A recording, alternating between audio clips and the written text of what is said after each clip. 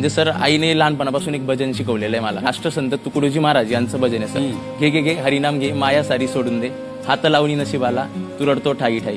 तू म्हणशील पैसा अडका, हा इथेच राहील सडका, मेल्यावरती आपल्या बरोबर मातीचा एक मडका. आणि तो मडका पण फुटून जातं, ते आपल्यासोबत येत नाही वरती. तू म्हणशील बायका पोरं हे तुझ्या मागचे चोर, मेल्यावरती खापरं फुटतील तुझ्याच डोक्यावर. म्हणजे तू कितीही कमव त्यांच्यासाठी, शेवटी तुझ्याच नावाने तू कोसला जाशील. तू म्हणशील घरदार हे इथेच राहील सारं, मेल्यावरती आपले घर गावाच्या बाहेर, म्हणजेच स्मशानामध्ये. म्हणजे तुम्ही कितीही अर्न करा, हे मूल्य आणि शेवटी आपल्याला एकट्यालाच निघून जायचंय. सो ही जर भावना डोळ्यासमोर ठेवली तर भ्रष्टाचार नावाची गोष्टच आपल्या डोळ्यासमोर येणार नाही. आणि आज ह्या मंचावर मी सांगतोय की हे तत्व आपण देखील अवलंबलं की आपल्याला हवं किती आहे, मोजकच ना. ते जर आपण मिळवलं आणि ह्या गोष्टी जर बंद केल्या तर नक्कीच आपला भारतही पुढे जाईल, आपलं जग देखील पुढे जाईल सर. आणि माणूस म्हणून आपण देखील पुढे जाऊ.